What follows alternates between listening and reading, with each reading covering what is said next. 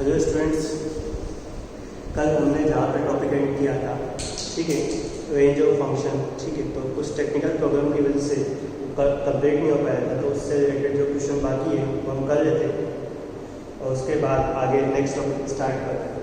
ठीक है, तो रेंज ऑफ फंक्शन से रिलेटेड कुछ क्वेश्चन लिखता हूँ मैं, ठीक है, लिखता हूँ।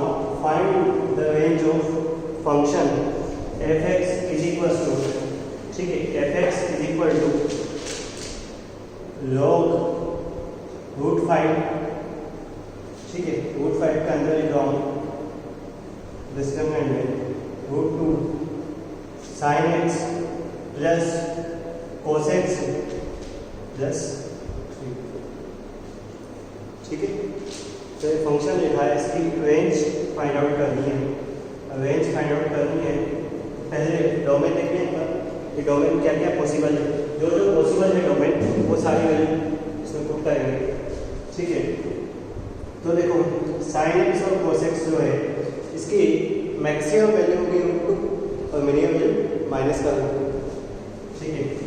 मैक्सिमम वैल्यू रूट 2 से मतलब माइनस के रूट 2 से रूट 2, ठीक है, प्लस 3 ऐसे कुछ आएगा आगे रूट 2 मल्टीप्लाई में, ठीक है। मैं बस डिस्क्रिमिनेंट की बात कर रहा हूँ, डिस्क्रिमिनेंट में क्या क्या आता है। तो अब इसके बाद बात करते हैं अंदर मल्टीप्लाई, तो आएगा -2 से 2 प्लस 3, ठीक है। और ये योग के बेस रूट 5 पे चल रहा है सब कुछ, ठीक है। तो देखो ये अगर साइड से देख मेजर करेंगे या रूट 5 बेस पे 1 से 5, ठीक है, 1 से 5 आ रहा है, स्प्लिट करें।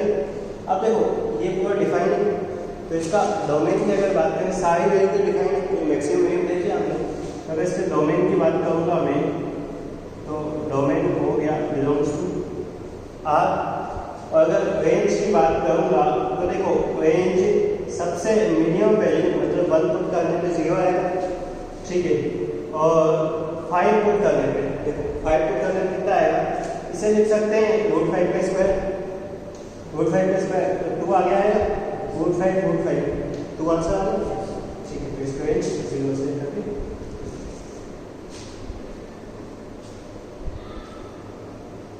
ठीक है। मैं सेकंड क्वेश्चन स्टार्ट कर रहा हूँ।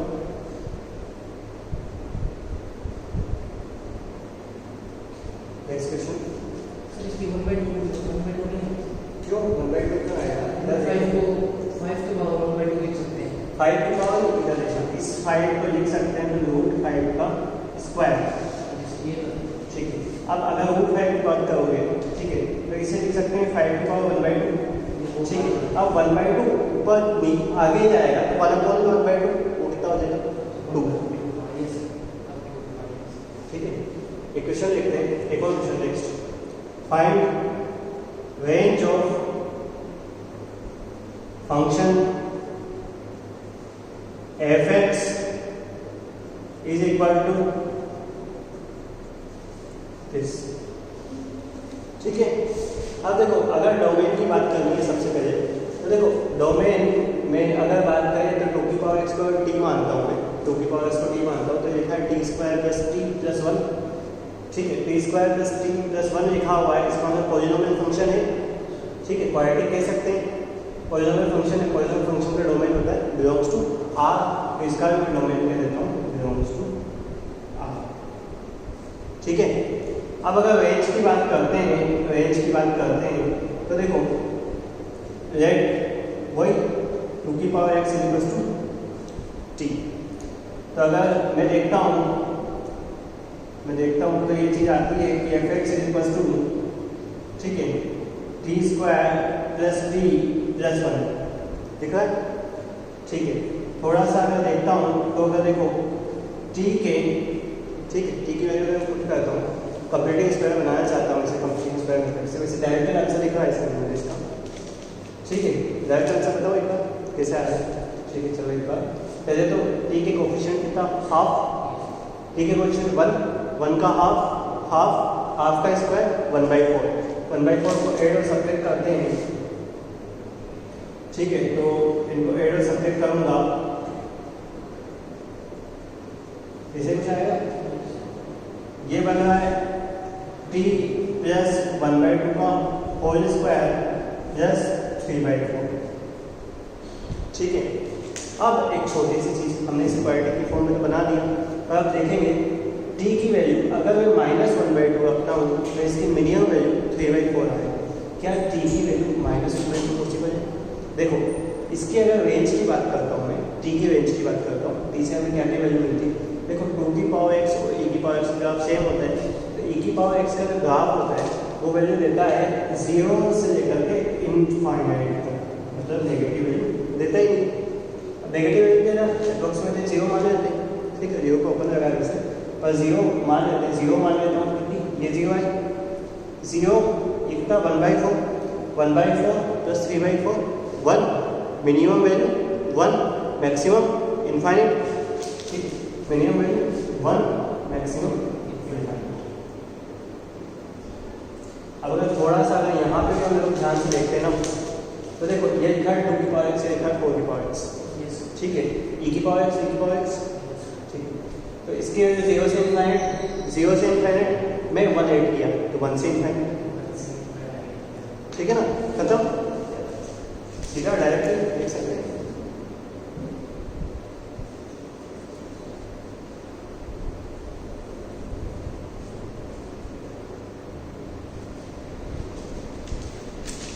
ठीक है, तो एक आध क्वेश्चन और बचा हुआ है तो वो भी कर लेते हैं। क्वेश्चन है, ठीक है, find the range of fx is equal to log e base पे, ठीक है, 3x square minus 4x plus 5, ऐसे कुछ है। अब देखो हमें तो क्वाड्रेटिक दिख रही है, लोग तो बात में सोच रहे हैं पहले क्वाड्रेटिक, अगर क्वाड्रेटिक सॉल्व होगी। अब देखो क्वाड्रेटिक में सबसे अच्छी चीज़ क्या है कि क्वाड्रेटिक में हम ये देखते हैं कि x स्क्वायर कोफिशिएंट का हाईएस्ट पावर वाले टर्म के कोफिशिएंट को 1 बनाते हैं, ठीक है, फिर वही कंप्लीटिंग स्क्वायर मेथड लगाते हैं, तो वही मैं सॉल्व करूँगा और उससे जो भी आंसर आएगा उससे बाद में देखेंगे क्या होता है, ठीक है। fx is equals to log e base पे, ठीक है, 3 कॉमन लिया, x square minus 4/3x plus 5/3, हम तो इतना से लगाते हैं।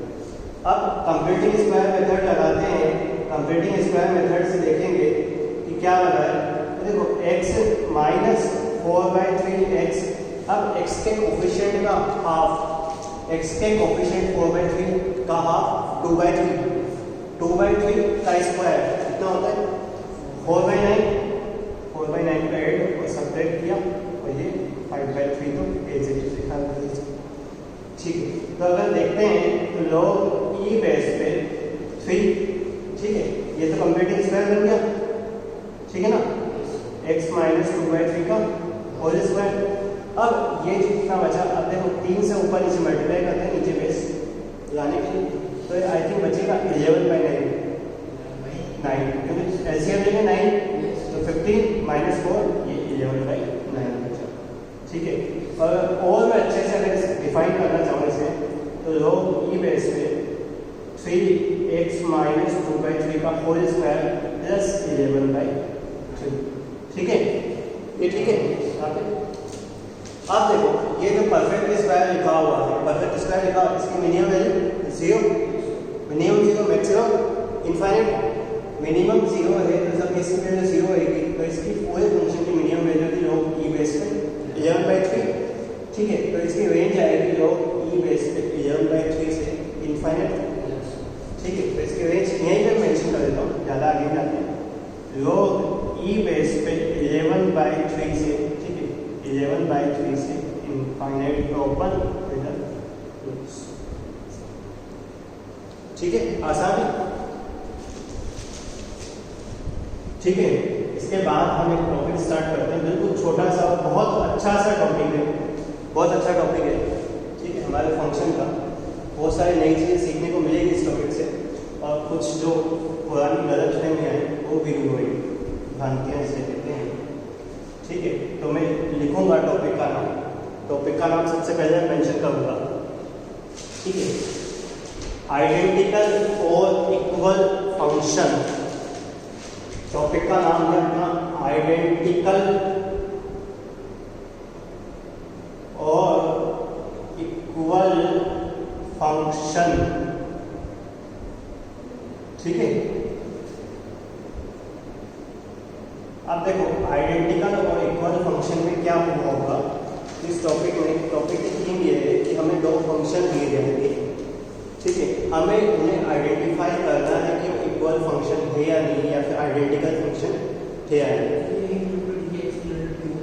देखो क्या यहाँ पे ये इंक्लूडेड, देखो इसकी वजह से 0 परफेक्ट 0 बन सकती है, क्योंकि इसके जैसे 2/3 पुट करूँगा परफेक्ट 0 बन गया, परफेक्ट 0 बन गया, तो इंक्लूडेड और इनफाइनाइट हमेशा एक्सक्लूड कर दिया, ठीक है। आइडेंटिकल और इक्वल फंक्शन की जब बात करते हैं तो आइडेंटिकल इक्वल फंक्शन में मैं 3 कंडीशन लिखता हूँ। वो 3 कंडीशन अगर कोई फंक्शन फॉलो करता है तो इसका मतलब फंक्शन आइडेंटिकल है, दोनों फंक्शन गिवन फंक्शन आइडेंटिकल है। अब देखो जो कंडीशंस मैं लिख रहा हूँ और तीनों कंडीशंस को ध्यान देते हैं कि आइडेंटिकल इक्वल फंक्शन होने के लिए क्या क्या कंडीशंस हैं। तो मैं लिख रहा हूँ यहाँ पे कंडीशंस, ठीक है। कंडीशन में पहली कंडीशन ये है, ठीक है, both function have must have, ठीक है, must have same domain, domain same होना चाहिए। दूसरा both function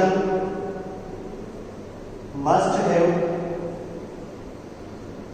same range, domain same है, रेंज सेम है, ठीक है। पहला कोई डोमेन की बात कर रहा है, दूसरा कोई रेंज की बात कर रहा है। अब तीसरा वाला पॉइंट क्या कह रहा है, देखो कुछ ऐसे फंक्शन होंगे जिनका डोमेन और रेंज सेम होगा, और तीसरा पॉइंट सेटिस्फाई नहीं करता, ठीक है। For each value of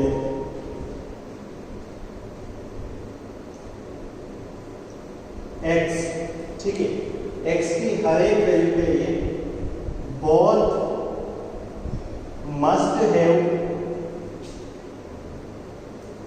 same output,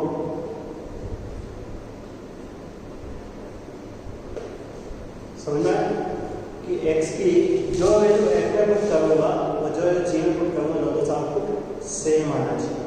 तीनों कंडीशन क्लियर है, ठीक है। अगर ये तीनों कंडीशन कोई से फंक्शन फॉलो करते हैं तो फंक्शन आइडेंटिकल होंगे, ठीक है। अब अपन बहुत सारे क्वेश्चन देखते हैं एक साथ और फिर उनमें देखते हैं आइडेंटिकल है या नहीं। तो देखो यहाँ पे मैं टेबल टाइप कर रहा हूँ, ठीक है। लिखूंगा fx gx और यहाँ पे लिखूंगा आइडेंटिकल,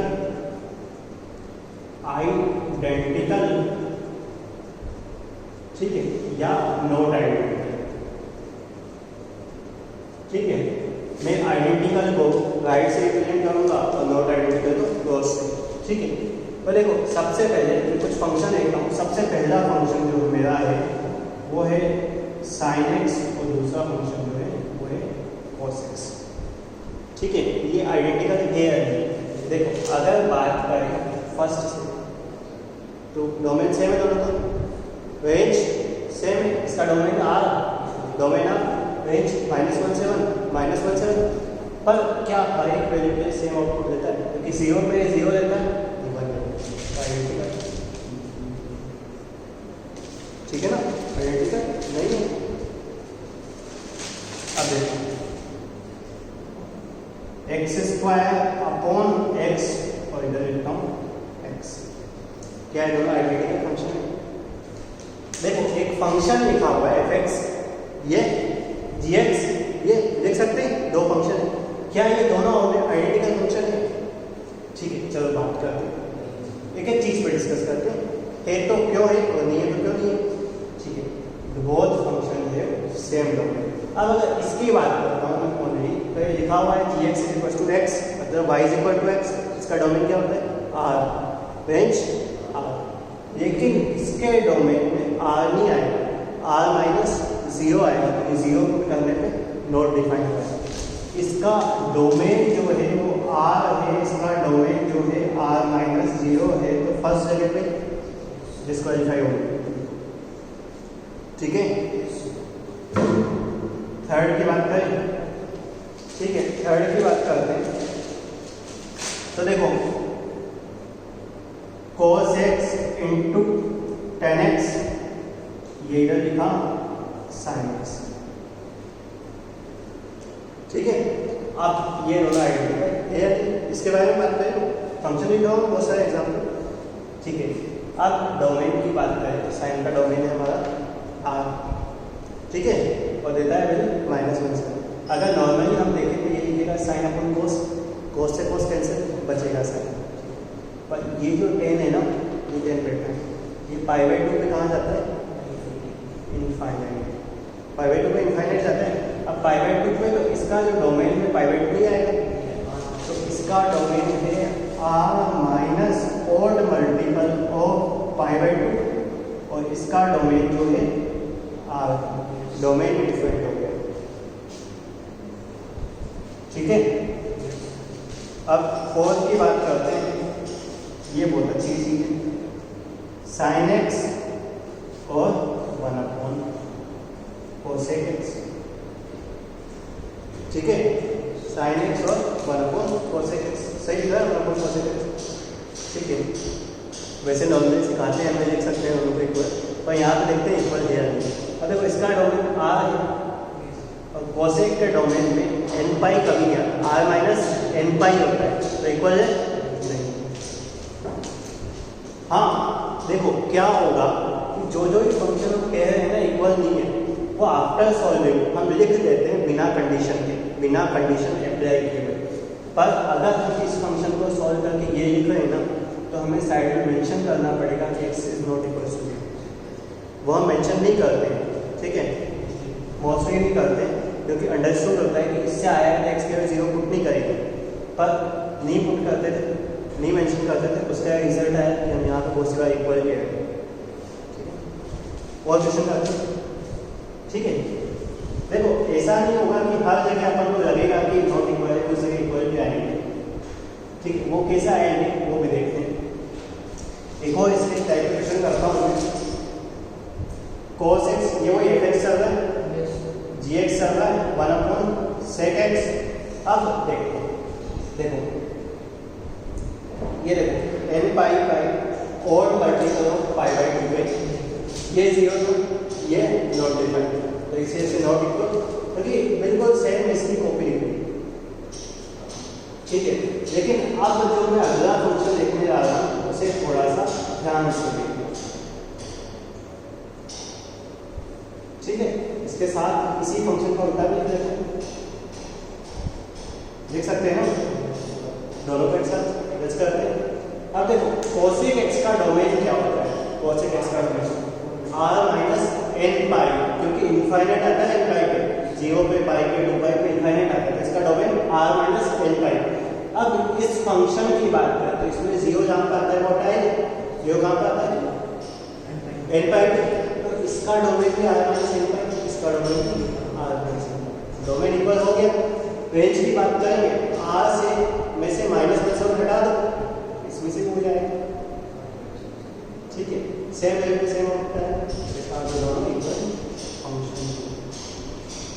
ठीक है, और sec x और cos x में वही cos x जहाँ पे 0 होगा, sec x वहाँ पे इनफाइनाइट होगा, तो ये इनफाइनाइट वैल्यू यहाँ से हटा देंगे, 1/cos हटा देंगे।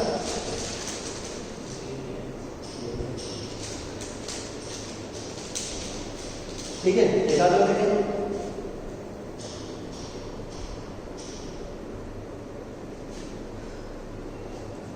ठीक है, आ गया रूट x का स्क्वायर और ये x। अब थोड़ा सा ध्यान से देखो, इसका डोमेन जो है ना, इसका domain y x square, domain क्या है? r। लेकिन इसमें क्या नेगेटिव नंबर पुट कर सकते हैं? नहीं कर सकते हैं नेगेटिव नंबर, पॉजिटिव आ रहा है यूनियन 0। अब पॉजिटिव आ रहा है, ये क्या हुआ? डोमेन इक्वल नहीं है, तो इसका मतलब ठीक है, और लिखो क्वेश्चन। ठीक है, अब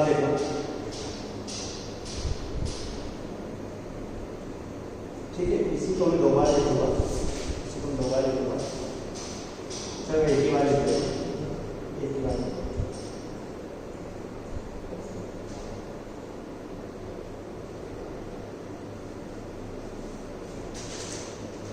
ठीक है, इस चीज़ को देखते हुए मेरे को एक चीज़ याद आई है, बताऊँगा थोड़ा सा अच्छी चीज़ नहीं। मजाक जो होता है ना मैथ्स का, वो उड़ाया जाता है इससे। हाँ ठीक है। अब देखो इसके डोमेन की बात करें, इसके डोमेन की अगर बात करें तो ये पॉजिटिव होना चाहिए। ये पॉजिटिव कहाँ तो होगा जब x की वैल्यू 1 से ग्रेटर देन होगी या -1 से छोटी। तो अगर इसके डोमेन की बात करूँ, इसका डोमेन जो होगा x बिलोंग्स टू -∞ से -1 यूनियन 1 से। ठीक है, अब देखो ये x+1 क्या है, ठीक है। इसके डोमेन की बात करूँ तो ये कह रहा है x 1 से ज़्यादा होना चाहिए, ये -1 से ज़्यादा होना चाहिए। दोनों की बात माननी है, मतलब 1 से डोमेन इक्वल है क्या? डोमेन इक्वल है क्या? नहीं है ना। देखो हुआ क्या, और बात सीधी सी बात ये है नहीं, अगर इसको मैंने लिखा था ऐसा, ठीक है, तो देखो जहां पे इन दोनों से पॉजिटिव आंसर आ रहा था वो चीज ये दोनों का पॉजिटिव आ रहा था, लेकिन जहां पे इस वाले इसका भी नेगेटिव था और इसका भी नेगेटिव, तो अंदर पॉजिटिव बन गया था, पर इसका नेगेटिव एक्सेप्ट नहीं किया था, सिंगल रूट में था ना, इस वजह से एक्सेप्ट अलग है। ठीक है, ठीक है। देखो एक छोटी सी कंडीशन होती है मैथ्स में, अगर तुम लोगों को पता हो तो कंडीशन में बताता हूँ आगे, बहुत छोटी क्लास में बताई जाती है, बुक में मेंशन होती है कि अगर अंडर रूट के अंदर ऐसा कुछ छोटी सी कंडीशन होती है, कोई फंक्शन काम की चीज़ नहीं है, एक्स्ट्रा चीज़ है, ऐसा कुछ के अंडर रूट के अंदर एक्स वाई लिखा हुआ है, तो इसे अंडर रूट एक्स और अंडर रूट वाई तब ही लिख सकते हैं जबकि x भी पॉजिटिव हो और y भी पॉजिटिव। ये था, लेकिन हम भूल चुके, ठीक है ना, हम भूल चुके वो साइड। अब अगर देख 9 हो गया, 10 की अगर बात करूँ अंडर रूट 1 - x² को क्या मैं ऐसे लिख सकता हूँ? देखो इक्वल कर रहा हूँ,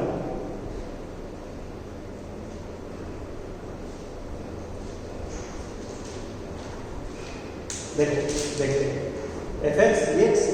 अब देखो बात ये है कि इसमें और उसमें डिफरेंस क्या है वो बात करेंगे। इसके डोमेन की अगर बात करूँ तो इसका डोमेन जो आएगा वो आएगा -1 से 1 के बीच। ये कह रहा है ये तो हमेशा पॉजिटिव है, -1 से ज़्यादा,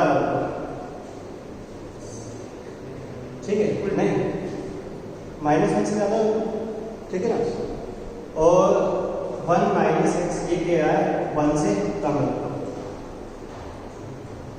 ठीक है ना, 1 से कम। तो और ऐसी कंडीशन आ रही होती है, आई ना डोमेन से, डोमेन इक्वल आ गया, सही। अब देखो इसमें और इसमें डिफरेंस क्या हुआ कि अगर नंबर लाइन की जब मैं बात करता, ठीक है, इस वाले में तो इधर पॉजिटिव आ गया, ठीक है, और इधर पॉजिटिव आ रहा था नेगेटिव इंटू नेगेटिव से, और इधर पॉजिटिव आ रहा था पॉजिटिव इंटू पॉजिटिव से, दोनों को सेपरेट किया तो नहीं बिठा। अब इधर एक ही जगह नेगेटिव आ रहा था, एक ही जगह पॉजिटिव आ रहा था, इस वाले, ठीक है। अब देखो ये हुआ हमारा इक्वल और आइडेंटिकल फंक्शन टॉपिक खत्म। अब इसके बाद दो छोटे छोटे टॉपिक बाकी है, ठीक है। एक तो बाउंडेड फंक्शन, ठीक है, बाउंडेड फंक्शन बाकी है, और क्वेश्चन बेस्ड ऑन फंक्शन वो हम करेंगे नेक्स्ट लेक्चर में। इसके बाद फिर पढ़ेंगे ऑड इवन फंक्शन, ठीक है, composite function 1 1 on 2 many 1 into, और उसके बाद पीरियड्स ऑफ फंक्शन। तो अभी 4-5 लेक्चर बाकी, ठीक है, उसे कंटिन्यू करेंगे। तब तक आप लोग क्वेश्चन कीजिए, ठीक है। Thank you.